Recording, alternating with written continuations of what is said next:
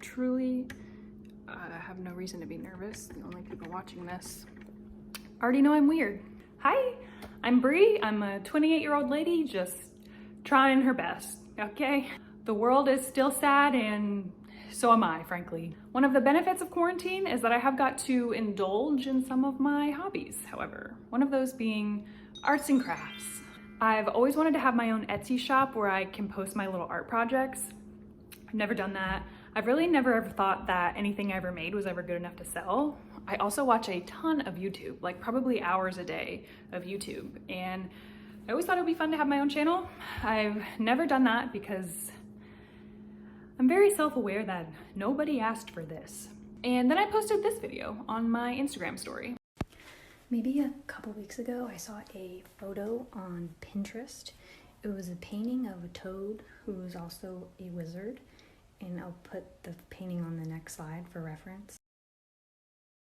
Anyway, so I saw him and I was immediately like, I love him, he means everything to me, and I need him to exist physically in my life. So I bought some clay and I tried to sculpt him and I painted him and I glossed him and here he is. This is Trevor. He is a warlock. He's really just brewing, manifesting, just killing it, frankly. This might be a cry for help. And a lot of people messaged me that they liked it or they wanted one for themselves. And by a lot of people, I mean maybe 15 people, but I'm an introvert, so I barely know 15 people, okay? Trust me when I say I fully do not expect anybody to watch this or buy anything that I make. But I'm bored and I'm still at home, so let's do something. I'm gonna show you how I made my little fantasy frog squad, and at the end of this video, I'm gonna post them on Etsy because sure, and you can buy one if you want. Okay, let's do it. Okay, hi, switching to voiceover here. I've got my little setup and I'm gonna be using Amico air dry clay. Now, this is my first project ever using air dry clay, and I did zero research into it before I purchased this, so I don't have any brands to compare it to, but I do like it overall. I will say that the downside to this particular clay is that it smells terrible. If you ever dissected an animal in high school biology, that is what this smells like, unfortunately. So I got my clay chunk out and I'm forming some rough shapes to be the body and head of the toad, and I'm slipping and scoring each side to fuse those pieces together, and then wrapping a little coil around the neck to smooth out that seam. You can use water with this clay to add pieces together and smooth out the surface, which I really like. It's fun. Makes me feel like a real sculptor, y'all.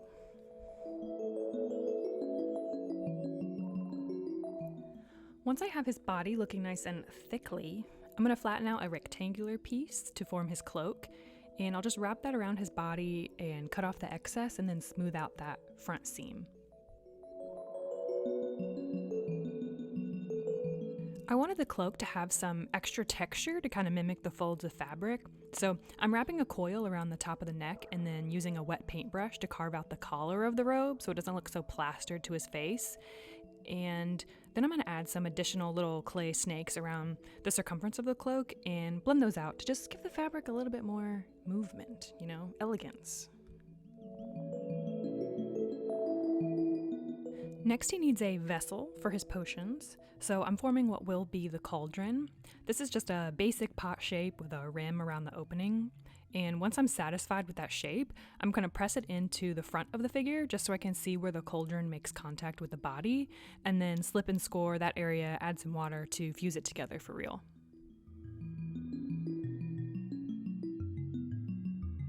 Now I'm working on some sleeves for his robe, rolling out little cone shape here that's hollow in the middle, smoothing out all that real nice. And I'm going to do the exact same thing to make a matching sleeve for the other side.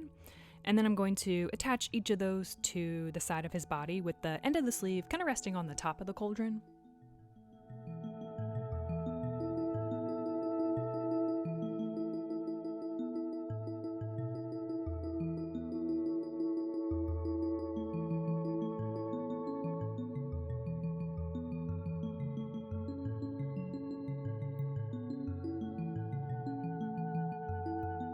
Next, Next, I'm rolling out some little snakes to fuse together to form his hands, his little fingers.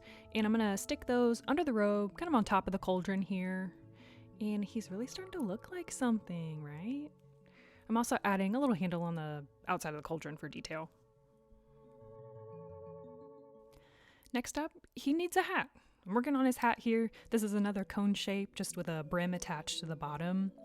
Now, my original Trevor didn't have a brim, but I think I rather like it with the brim, just kind of gives more opportunities to customize.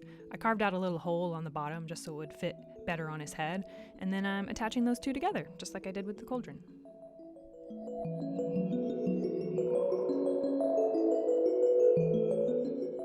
Now I'm taking a dotting tool that's rounded on the end to carve out some eye sockets in his face where I can place the eyes. And these are just little flattened pancake shapes that I'm pressing in with some water so they'll stick. And lastly, he needs his wand. Guys, this is a crescent moon shaped wand. I'm using a piece of crafting wire to act as the stick of the wand. And this little guy is powered by stardust and my crushed dreams, probably. Now it's in this final reveal clip that I realized I forgot to add the little bubbles inside of his cauldron. So here he is dry with those bubbles added. It takes about 48 hours and then I'm ready to paint. I'm going to prep the entire surface of the figure with white acrylic paint. This first layer of paint really helps kind of bond things together and just gives me a clean surface to start painting on with all my colors.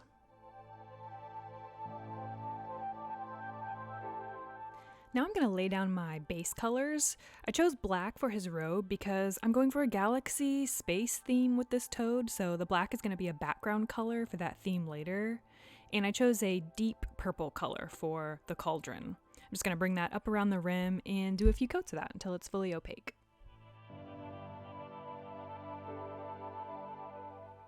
Ooh, okay, I'm excited for this part.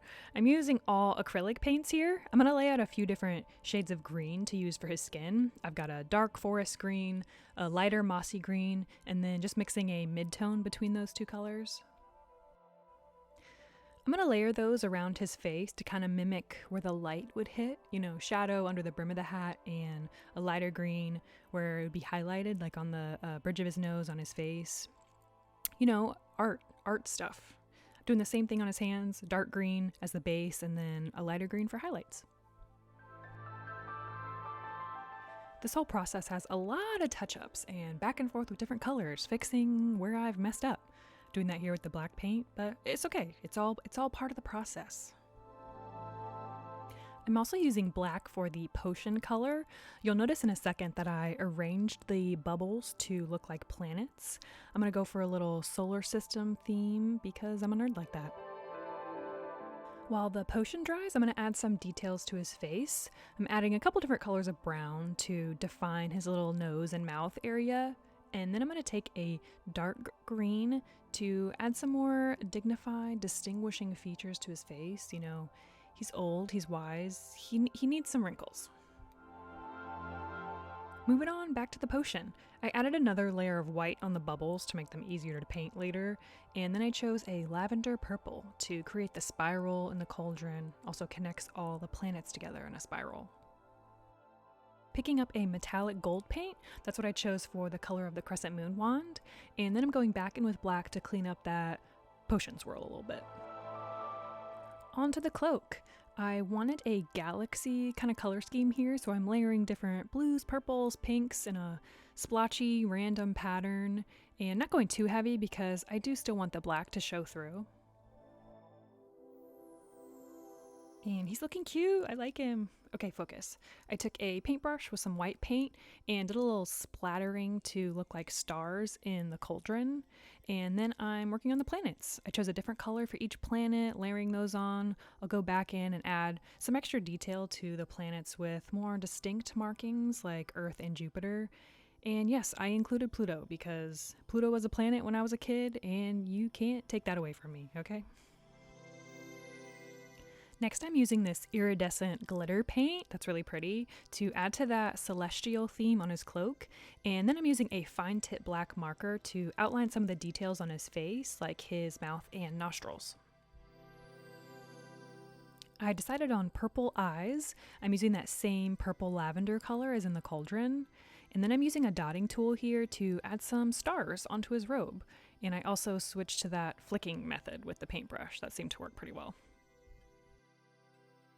Next, I'm going to connect some of those stars together to form some abstract constellation patterns. We're not going for scientifically accurate here. We're going for cute, all right? Now I'm filling in his eyes. This part makes me the most nervous. I just did a simple black pupil with a white highlight. Final touch with the paint, I do sign and number the bottom of my creature, so that's what I'm doing here. Once all that's dry, it's time to gloss him up. This product is a glossy varnish. It just protects the paint from chipping, kind of seals in the figure overall, and I think it makes it look more finished. I think I added about 4 or 5 coats of that, and then I'm just trimming down the wand to size and securing that in place using the same varnish. And here he is, all done. I really like that it looks like he's conjuring, creating the universe, because he absolutely did. And you'll notice I numbered him number 8 in the series because he's got friends, y'all. I tried to make them all a little bit different. This guy's just your classic warlock, okay? He's got a silver star wand, a blue metallic cloak, very stoic, stern look. He's actually my favorite face sculpt. Next up, we got this little cheeky girl. She's got rosy cheeks in the front and cheeks in the back. Her little booty's poking out, and we love her for it. But guys, this toad is my favorite one. He's a little mushroom forest themed wizard. Got a mushroom wand. He's got a little owl familiar. I love this one. I want to keep it, to be honest. Next up, I made a desert kind of cactus themed wizard. She's got a cactus wand, different succulents, cacti around the cauldron on her hat. Did a little fried egg pattern on her cloak that I like. And then, ooh, we got this little cloud boy. This one is sky themed. He's got a sunshine wand, a rainbow hat. He's conjuring up the clouds. It's what he does. And then the final one, my nephews wanted me to make something with an octopus. So this guy's ocean themed. He's got an octopus wand, a jellyfish hat, kind of shells, coral around the cauldron. I really like the colors on this one. And to close out this video, here's a very unnecessary montage of what they all look like together in my brain.